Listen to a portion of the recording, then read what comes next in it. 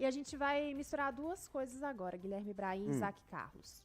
Economia, e acho que mais que duas coisas. Economia, mercado de trabalho e tecnologia. Porque tem uma pesquisa que foi feita pelo LinkedIn que aponta que habilidades em inteligência artificial estão liderando aí uma lista de 15 competências que crescem e mais em procura aqui no Brasil. Então, essa habilidade com a inteligência artificial está lá no topo dessas competências da procura das empresas aqui no Brasil neste ano de 2025. E a gente vai falar agora com a vice-presidente de Comunicação e Marketing da Associação Brasileira de Inteligência Artificial, a Elaine Coimbra. Elaine, seja muito bem-vinda. Obrigada por falar com a gente. Bom dia. Bom dia. É uma honra para mim estar aqui com vocês. Elaine, eu começo te perguntando quais áreas são as que hoje têm se beneficiado da inteligência artificial. Acho que a gente tem um imaginário coletivo que apenas empresas grandes, já estruturadas, que têm um ritmo e uma estrutura de trabalho bem consolidada, podem se beneficiar da tecnologia. Mas eu penso que todas as empresas estão com um pezinho aí na IA, né? Sim, e o pequeno comércio, o pequeno empreendedor, o médio empreendedor, ele tem às vezes até mais facilidade, por incrível que pareça. Por quê? Hoje a gente tem plataformas de IA que você paga pelo uso. Então, vamos dar um exemplo aqui para tangibilizar tudo, né? Você aluga uma plataforma, né? Usa conforme você precisa, você pode gerar imagens, vídeos para postar em redes sociais divulgando o seu produto. Você pode implantar para o seu site e para o seu WhatsApp chatbots e assistentes digitais que conversam e vendem quando você está dormindo fora do horário. Então, a sua loja pode girar 24 horas. Você pode fazer personalização dos seus clientes, das ofertas para os seus clientes. Então, tendo as últimas compras, o histórico, você consegue disparar mensagens altamente personalizadas para cada cliente. Não é para cada tipo de cliente, por exemplo. Hoje a gente faz mulher, 40 anos, 2 filhos. Não, é para aquela pessoa, exatamente aquela pessoa. Na parte de estoque, previsão de demanda, você pode ter um estoque também mais econômico usando algoritmos de IA. Então, na verdade, o pequeno empreendedor, ele gira, né, mais rápido e ele tem mais liberdade, que ele é o decisor. Numa grande empresa, existem vários níveis para aprovação. Então, de forma geral, é isso. Elaine, então eu queria primeiro entender o ponto inicial. Onde é que alguém que pretende se qualificar para utilização busca uma referência? É simplesmente, eu vou meter um Google aqui, dizer eu quero o ChatGPT, o Claude ou qualquer uma inteligência artificial, ou há caminhos prioritários que a pessoa deva seguir para começar a se introduzir neste universo? Existem as IAs generativas, LLMs, gerais, que todo mundo já ouviu falar, como ChatGPT, Gemini, todos esses que você citou. Elas são gerais, eu posso usá-las, mas existem inteligências artificiais customizadas, qual seja, ela só faz aquilo. Então, ela é boa somente para, ela foi treinada para somente configurar um chatbot. Ela é muito boa nisso.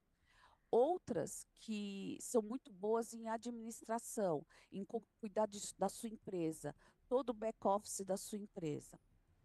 A escolha da plataforma depende muito de você testá-la. O ChatGPT é fácil, tem uma parte gratuita, mas você tem que buscar, por exemplo, nos sindicatos, no Senac, no Sebrae, nas associações como a Ábria, referências de boas oportunidades, boas opções para o seu setor. Então, eu acredito que existe muitas IAs, mas poucas podem ser ideais para você. Então, você primeiro testa a parte gratuita, se for possível. Quando você falar, é essa, aí você adquire. Não vai comprando tudo de uma vez e com essa ansiedade, né, que tem que implantar logo IA. Não, testem antes. Essa é a minha sugestão. O ideal, Elaine, é que tenhamos em todas as fases de produção, de criação do negócio, e é possível inserir alguma parte do processo usando inteligência artificial do zero? Sim, você pode inserir desde a venda até o back-office, até o call center, até o atendimento e até na produção. Você pode simular novos produtos usando IA também. Seria essa a resposta É, que você é, queria? porque eu estou imaginando no processo de criação de uma empresa, né? Na hora que eu estou pensando em gerir contas, por exemplo, e montar um planejamento mínimo de como vai funcionar o meu capital de giro, como é que é a inteligência artificial e se ela deve entrar nesse lugar. Se eu vou montar as escalas do meu time, né? Por exemplo, quem vai folgar no fim de semana, coisas dessa natureza. Se para tudo isso devemos colocar, assim, é uma recomendação da Associação Brasileira que a gente coloque inteligência artificial. Você pode colocar inteligência artificial. Se você deve colocar, é uma decisão ainda bem nossa humana, tá? A inteligência artificial ela veio para ajudar os humanos no que a gente não é bom. Então, você sempre que você for pensar em colocar de uma maneira geral, tá? Estou falando bem geral, uma inteligência artificial, você tem que imaginar o seguinte: eu vou ganhar tempo. Então, vamos ver. Para fazer escalas, meu Deus, eu tenho que ir lá fazer cálculo ou ver o problema trabalhista, que aquela pessoa tem que folgar, não pode ir. Você ensina a IA todas essas regras, coloca todos os dados dos seus colaboradores e ela faz isso. E se o colaborador, por exemplo, está doente e não pode comparecer, ela também refaz e otimiza isso. Então, tudo que for repetitivo, que tenha uma regra muito clara e que tenha dados suficientes, dá para colocar IA, dá para ganhar tempo, e tempo é o artigo de luxo do nosso século. Nem o homem mais rico do mundo consegue ganhar tempo. E é isso que a IA traz para a gente. Ela traz a capacidade da gente fazer mais rápido coisas que nós, humanos, demoraríamos mais tempo. Elaine, bom dia, Isaac aqui. Eu tenho uma pergunta objetiva para você nesse caso. Nós temos uma discussão recentemente a respeito da substituição de mão de obra, trabalho por inteligência artificial. Por outro lado, nós estávamos no estágio a princípio em que nós não tínhamos desenvolvimento suficiente das IAs para essa substituição. Como é que nós estamos isso? Nós já temos inovações que permitem a substituição na ponta? E que tipo de serviços podem ser substituídos? Ou nós só temos até agora ganhos de produtividade com utilização de IA? Então, nós temos ganhos de produtividade e nós começamos, principalmente em outros países, assim, a ter uma diminuição da mão de obra. Mas quando a gente fala que mão de obra vai ser eh, reduzida, precisamos pensar que são as atividades que não são humanas, seriam desumanas. Por exemplo, atividades repetitivas. Você olha uma foto e compara com outra e verifica, essa pessoa pode entrar no ambiente ou não. A gente já está vendo, e não precisa de IA, só automação, caixas de supermercados serem substituídos, né, por caixas automáticos. Então, o que você tem que ter em mente é qualquer trabalho hoje que ele é repetitivo e não tem as habilidades intrínsecas que somente o humano tem, como pensamento crítico, liderança, etc., tendem a ser substituídos. A velocidade disso vai depender da adoção, vai depender da educação da população para trabalhar em conjunto com a IA. A boa notícia é que, de um lado, ela reduz alguns tipos de função, mas de outro, ela cria uma enorme lista de profissões novas. Então, isso tudo está ocorrendo e já ocorreu na história da humanidade, né? Então, a gente tinha Durante a industrialização, trabalhadores que faziam o trabalho das máquinas e foram substituídos. E esses trabalhadores se adequaram para novas profissões. Então, existe um pouquinho de medo, que é inerente ao humano, né? A gente sente medo, mas também existe muita oportunidade. A gente vê, sim, uma redução de alguns postos, mas a gente vê principalmente o ganho de tempo e os humanos trabalhando em paralelo e juntamente com a máquina.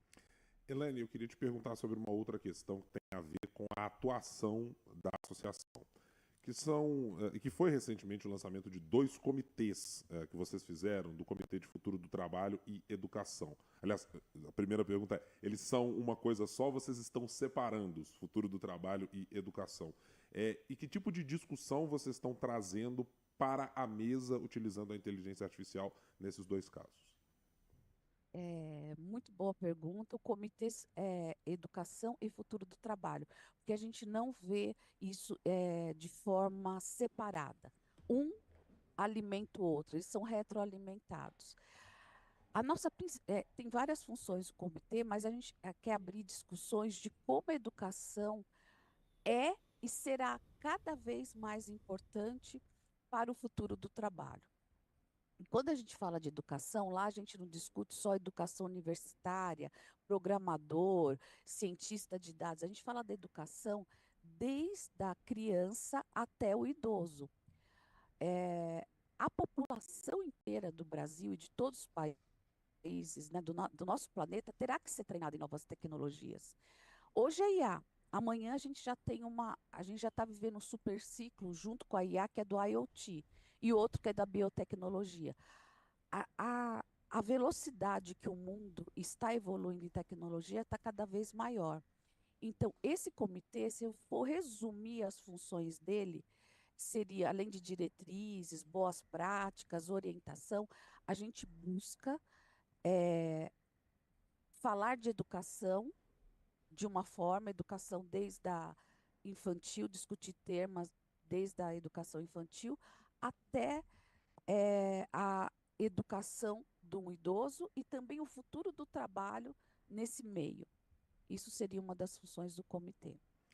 Muito bem. Nós conversamos com a vice-presidente de Comunicação e Marketing da Associação Brasileira de Inteligência Artificial, Elaine Coimbra.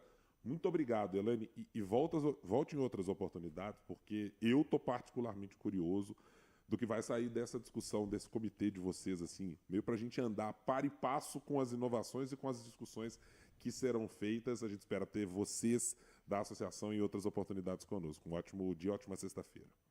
Conte conosco, obrigado.